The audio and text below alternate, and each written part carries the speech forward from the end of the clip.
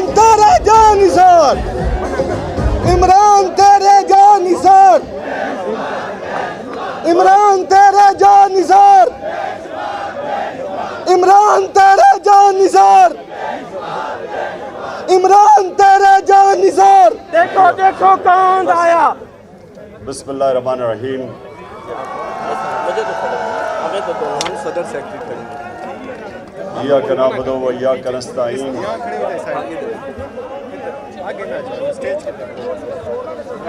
خاموش پلیز خاموش۔ اللہ تیری عبادت کرتے ہیں، تیرے سے مدد مانگتے ہیں۔ میں آج سرگودا بار ایسوسی ایشن پریزیڈنٹ صاحب آپ کا شکریہ ادا کرتا ہوں۔ ممبرز جو پنجاب بار کونسل کے آج بیٹھے ہوئے ہیں 5، ان سب کو خوش آمدید بھی کہتا ہوں، آپ کا گیسٹ بھی ہوں، اور ادھر آنے کا بھی آپ کا خیر مقدم کرتا ہوں۔ اور میری جو انصاف لائرز فیڈریشن ہے، ان سب کو بھی میں آج خوش آمدید کہتا ہوں۔ اچھا جی، اب تھوڑی خاموشی سے آپ نے میری بات سنی، آرام سے۔ دیکھیں، میں پہلے تو آپ کو جو اپنی 26 سال پہلے میں اب اس جد و جہد میں آیا تھا، جہاد میں، اس کا ایک مقصد تھا، اور وہ جو ایک بہت بڑا مسلمان ذہن ابن خلدون کہتا ہے، جس کو فادر آف ماڈرن ہسٹری سمجھا جاتا ہے۔ ساری دنیا میں مانا جاتا ہے کہ جو اس نے ماڈرن ہسٹری کی، جو اس کی ابن خلدون کی جو فلسفہ تھا، وہ دنیا مانتی ہے کہ پہلا اتنا بڑا عظیم ہسٹوریوگرافر تھا۔ تو وہ کیا کہتا ہے؟ کہتا ہے میں نے جو قرآن کا مطالعہ کیا ہے، تو میرا سارا جو نچوڑ ہے قرآن کے مطالعے کا، وہ یہ ہے کہ اللہ نے انسان کو زمین پہ بھیجا یہ ایک چیز کے لیے ہے کہ میری زمین پہ انصاف قائم کرو۔ اب یہ آپ نے سمجھ جائیں، تھوڑی خاموشی کیجیے، آپ نے ذرا ایک بات میری سننی ہے غور سے۔ دیکھیں، اللہ نے جب انسان کو اشرف المخلوقات بنایا، سب سے عظیم مخلوق،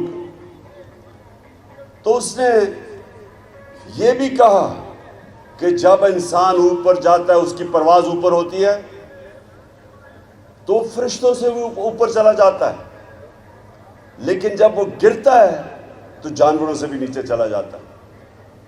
تو انسان کے معاشرے میں اور جانوروں کے معاشرے میں فرق کیا ہے؟ 2 فرق ہیں۔ انسان کے معاشرے میں انسانیت ہے، ہمارے میں فکر ہوتی ہے کمزور کی۔ اگر واقعی انسانیت کا نظام ہے، جو نبی صلی اللہ علیہ وسلم نے دنیا کی پہلی فلاحی ریاست بنائی تھی مدینہ میں، جدھر اصل میں انسانیت کو آگے رکھا گیا، زکوٰۃ پہلی دفعہ کانسیپٹ لے کے آئے کہ عام آدمی پیسے والوں سے پیسہ لو اور عام آدمی کے اوپر خرچ کرو، جو غریب ہیں ان کو اوپر اٹھاؤ۔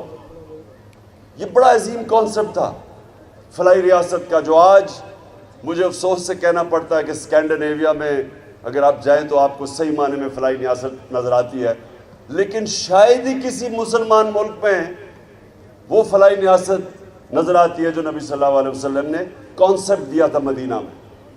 اور دوسری، جو جانوروں سے اور انسان میں فرق ہے، جانوروں کے نظام میں انصاف نہیں ہے،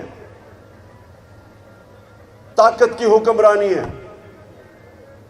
جو طاقتور ہے اس کے لیے ایک قانون ہے، اور جو بیچارہ کمزور ہے وہ چھپتا پھرتا ہے۔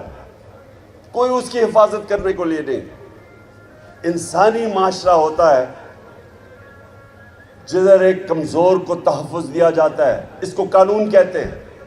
قانون تو کمزور کو چاہیے. طاقتور تو ویسے ہی کبھی قانون کے نیچے نہیں آنا چاہتا. صرف کمزور کو قانون چاہیے طاقتور سے تحفظ لینے کے لیے. سو یہ میں آپ کو صرف انیشل بتا رہا ہوں کہ میں نے جب 26 سال پہلے اپنی یہ سٹرگل شروع کی تھی تو یہ 2 پرنسپل تھے: انصاف، انسانیت، اور تیسرا خودداری. کیونکہ لا الہ الا اللہ انسان کو آزاد کر دیتا ہے. کسی کا انسان کی اور ہر قسم کی غلامی سے آزاد کر دیتا ہے. ایک حدیث ہے کہ لا الہ الا اللہ انسان کو غیرت دیتا ہے. کسی کے سامنے نہیں جھکتا وہ. تو یہ 3 پرنسپلز تھے. تو میں آج بات صرف انصاف کا کرنا چاہتا ہوں، اور میں آپ کے پاس اس لیے آیا ہوں کہ میں چاہتا ہوں کہ آپ اب میرے ساتھ مل کے اس ملک کی جو حقیقی آزادی کی جنگ ہے، آپ میرے ساتھ مل کے اس پہ شرکت کریں.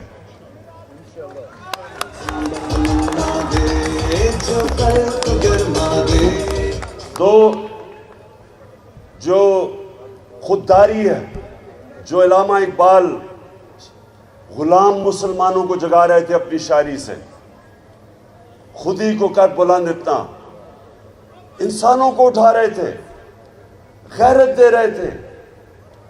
اور پھر شاہین تو وہ ہے جب اپنی زنجیریں توڑ کے اوپر جاتا ہے. غلام تو اچھا غلام بن جاتا ہے.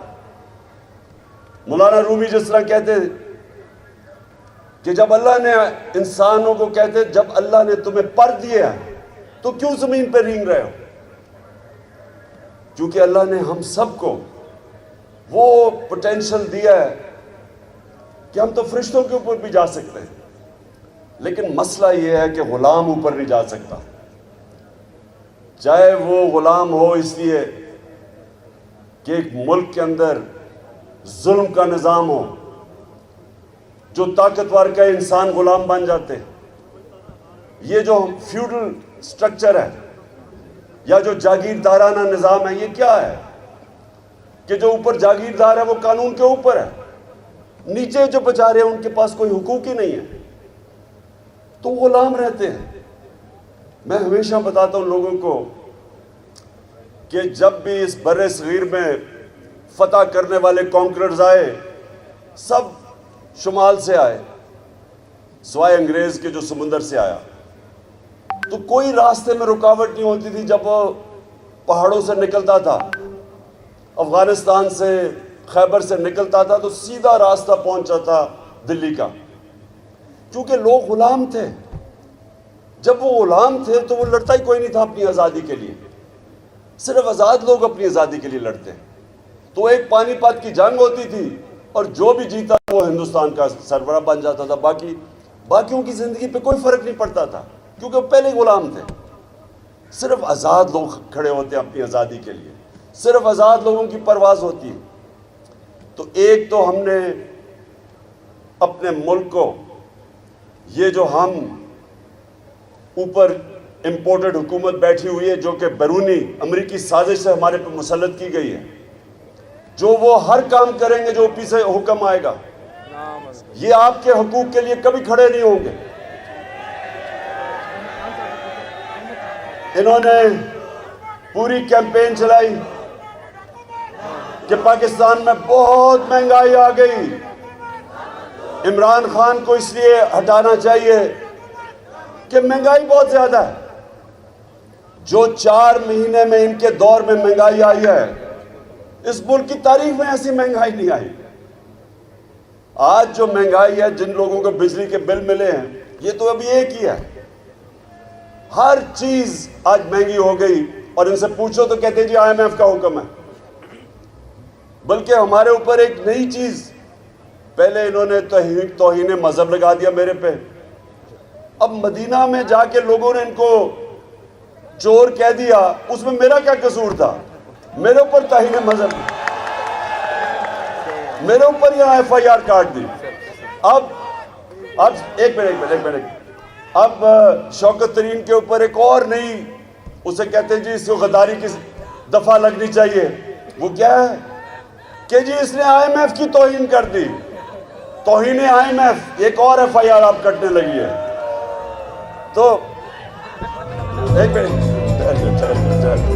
ابھی نہیں تو ایک منٹ تھوڑا سا ذرا جذبہ سنبھالے. میں ذرا کیونکہ آپ سے بڑی امپورٹنٹ باتیں کرنے آیا ہوں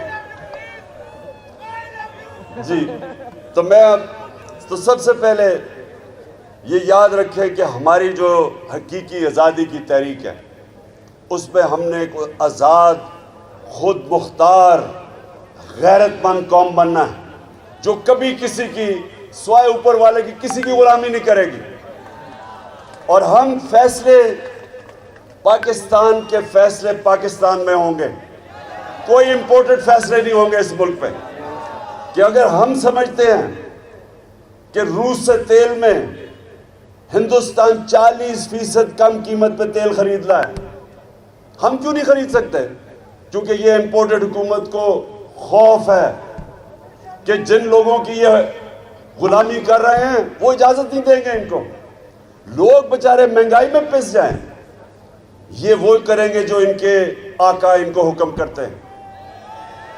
اور ہم سنیں ذرا, اور ہم جس قوم نے 70-80 ہزار اپنے لوگوں کو قربان کیا امریکہ کی جنگ میں شرکت کر کے, اور آج اگر وہ امریکہ کہہ رہا ہے کہ بیسز دو پاکستان میں یا ہمارے اوپر سے ڈرون اٹیک کرے وہ افغانستان میں, ہم کیوں کسی کی جنگ میں شامل ہوں؟ کیا ہمیں سبق نہیں مل گیا؟ تو یہ دوسری چیز ہے کہ میں چاہتا ہوں کہ آگے سے میری قوم کبھی کسی کی جنگ میں شرکت نہ کرے, کسی کے لیے اپنے لوگوں کو ہم قربان نہ کریں.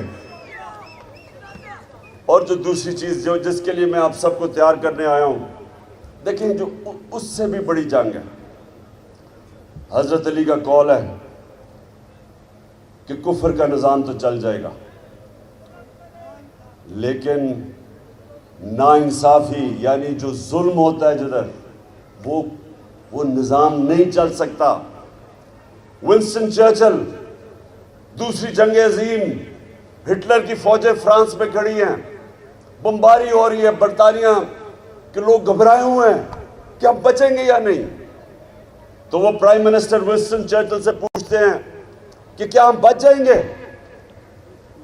وہ جواب دیتا ہے کہ کیا ہماری عدالتیں انصاف دے رہی ہیں؟ جب انہوں نے کہا دے رہی ہیں تو اس نے کہا کوئی قوت ہمیں تباہ نہیں کر سکتی. جو آپ کی مجھے مدد کی ضرورت ہے, یہاں ہمیں انصاف کی جنگ لڑنی ہے, رول آف لا کی, قانون کی حکمرانی کی جنگ. یہ اس کے لیے آپ سب سے زیادہ ذمہ داری آپ کی ہے. پاکستان کی جو وکلا کمیونٹی ہے آپ کے اوپر اللہ نے ذمہ داری ڈالی ہوئی ہے. ہماری جو آخرت میں امتحان ہوگا وہ اس چیز پہ ہوگا کہ اللہ نے جو بھی آپ کو نوازا تھا اور آپ کو اس نے قانون کا علم دیا ہے, آپ باقی لوگوں سے بہتر جانتے ہیں قانون کو, آپ عدالتوں میں پیش ہوتے ہیں. آپ سے بھی وہ پوچھے گا کہ جب پاکستان میں ظلم ہو رہا تھا, کمزور کے لیے ایک قانون, طاقتور کے لیے دوسرا قانون, کمزور چوری کرے جیل میں اور طاقتور چوری کر کے این آر او لے کے اور پرائم منسٹر بن جائے. یہ اس نظام کے متعلق حضرت علی نے کہا تھا کہ ایسا نظام نہیں چل سکتا.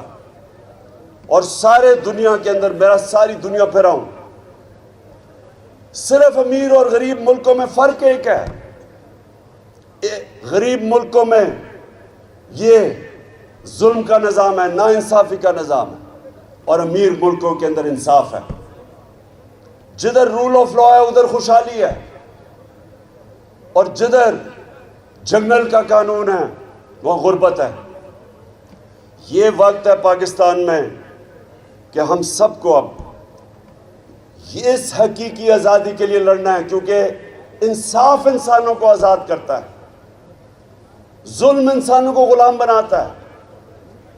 جب تک ہم اس قوم، لوگ ہم، آپ وکلا اور قوم میں شعور پیدا نہیں کرتے کہ ہم نے اپنی آزادی لینی ہے انصاف لے کے، یہ ہو ہی نہیں سکتا کہ ملک کے سارے بڑے بڑے ڈاکو جو 30 سال سے اس ملک کو لوٹ رہے ہیں وہ آ کے ہمارے اوپر بیٹھ جائیں اور ہم چپ کر کے بھیڑ بکریوں کی طرح عمران خان کو کہیں اچھا جی سیلاب آ گیا، عمران خان چپ کر کے تسلیم کر لو ان کو۔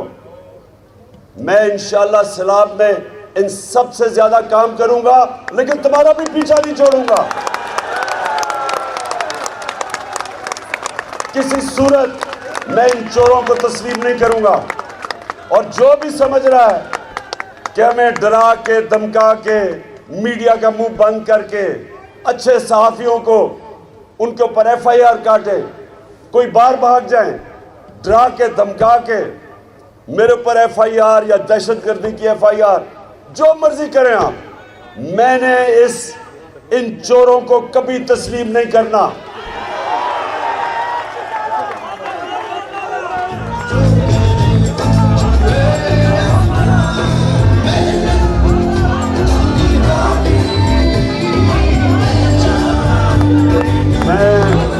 میں اپنے سارے پاکستان کے وکلا کو آج اس حقیقی آزادی کی تحریک میں دعوت دے رہا ہوں۔ آپ نے سب نے میرے ساتھ چلنا ہے، اور کسی صورت یہ جو قبضہ ہوا ہے، ملک کے اوپر قبضہ کیا ہوا ہے، اس مافیا نے قبضہ کیا ہوا ہے، اور یہ ان کی جڑیں ہر جگہ ہیں، اور پوری ان کی کوشش ہے کہ ہم کسی طرح خوف میں آ کے ان کو تسلیم کر لیں۔ میں بار بار لوگوں کو کہتا ہوں کہ لا الہ الا اللہ بت توڑ دیتا ہے، پیسے کا بت، لالچ، خوف کا بت جو سب سے خوفناک بت ہے، جو انسانوں کو غلام بناتا ہے۔ خوف پھیلایا جا رہا ہے کہ جی دہشت گردی میں مجھے پکڑ کے جیل میں ڈال دیں گے، توہین وہی مذہب۔ مدینہ میں تمہیں لوگوں نے شکل دکھائی ہے تمہاری کہ تمہیں چور کا ہے جو تم ہو، اور میرے اوپر لگا دیا کہ توہین مذہب۔ اسی طرح اگر ان کا خیال ہے کہ چینلز کو بند کر دیں گے، صحافیوں کو ڈرا دیں گے، جو مرضی کریں، آپ نے میرے ساتھ چلنا ہے، اور میں یہ آپ کو یقین دلاتا ہوں کہ یہ اتنی دور نہیں ہے آزادی۔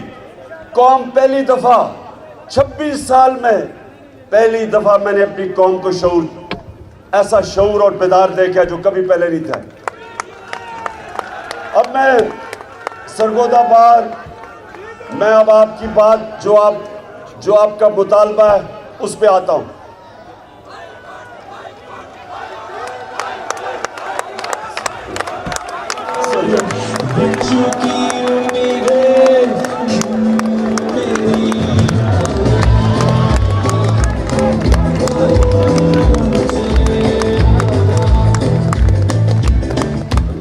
میں دیکھیں، سب سے پہلے تو میں آپ کو ایک بات کہنا چاہتا ہوں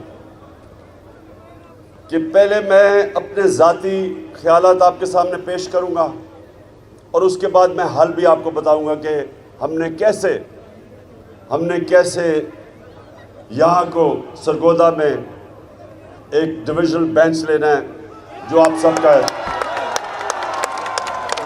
دیکھیں، میں اپنا ذاتی ویو، میرا ذاتی ویو یہ ہے کہ پاکستان کے اندر جو ہر ڈویژن ہے اس کو صوبہ بننا چاہیے۔ وہ میں اس لیے کہہ رہا ہوں کہ دیکھیں، ایڈمنسٹریٹولی جتنا مینیجبل صوبہ ہوگا اتنا آپ بہتر لوگوں کی خدمت کر سکتے ہیں، آپ لوگوں کے مسئلے حل کر سکتے ہیں۔ یہی نہیں کہ صرف یہاں سے بکھر میاں والی سے اٹھ کے ایک عام آدمی کو جانا پڑتا ہے لاہور ہائی کورٹ، یہ صرف بات نہیں ہے، اور بھی مسئلے حل کرنے کے لیے اس کو لاہور جانا پڑتا ہے۔ میں یہ سمجھتا ہوں کہ آگے ہمیں یہ سوچنا چاہیے, اس کے اوپر ڈیبیٹ ہونی چاہیے کہ ہم اگر زیادہ صوبے بنا دیں, ڈویژنز کو بنا دیں, اس کے اوپر ڈیبیٹ کریں. ہوگا یہ مقصد صرف ایک ہے کہ عام آدمی کی زندگی آسان ہو. ہماری کوشش ہونی چاہیے کہ جو طبقہ مشکل زندگی گزارتا ہے اس کی ہم آسانی کیسے پیدا کر سکتے ہیں. میرا خیال کہ اگر یونٹ زیادہ بن جائیں, ان کے مسئلے وہاں حل ہو جائیں, لوکل گورنمنٹ سسٹم اچھا بن جائے, تو پہلی تو یہ چیز. اور دوسرا یہ بھی کہ انصاف, جس طرح میں نے شروع میں بات کی, سب سے امپورٹنٹ چیز ہے معاشرے میں انصاف ہوتا. انصاف کے لیے بالکل لوگوں کو میلوں دور نہیں جانا پڑتا. اتنی سفر عام آدمی بالکل بات ٹھیک کہتے ہیں, وہ جا کے کہاں ٹھہرے گا, اس کو پیسے خرچ کرنے پڑتے ہیں, کرایہ دینا پڑتا ہے, وہاں رہنا پڑتا ہے. اور میں آپ کو یہ بھی بتاؤں کہ ساری دنیا کے اندر جب آبادی بڑھتی گئی تو صوبے بھی بڑھتے گئے. کیوں بڑھتے گئے؟ کیونکہ وہاں سب نے کہا کہ لوگوں کو ہم کیسے انصاف دے سکتے ہیں. آپ یہ سوچیں کہ پاکستان کی آبادی 40 کروڑ تھی. جب پاکستان بنا ہے تو اس کی آبادی 40 کروڑ تھی. آج 22 کروڑ ہے. 40 لاکھ نہیں 40 کروڑ, سوری 40 لاکھ. 40 پاکستان کی آبادی 40 ملین تھی اور آج پہنچ گئی ہے 220 ملین. سو جب اتنی تیزی سے بڑھی آبادی تو ان کو ہم نے سروس بھی ویسے کرنا ہے.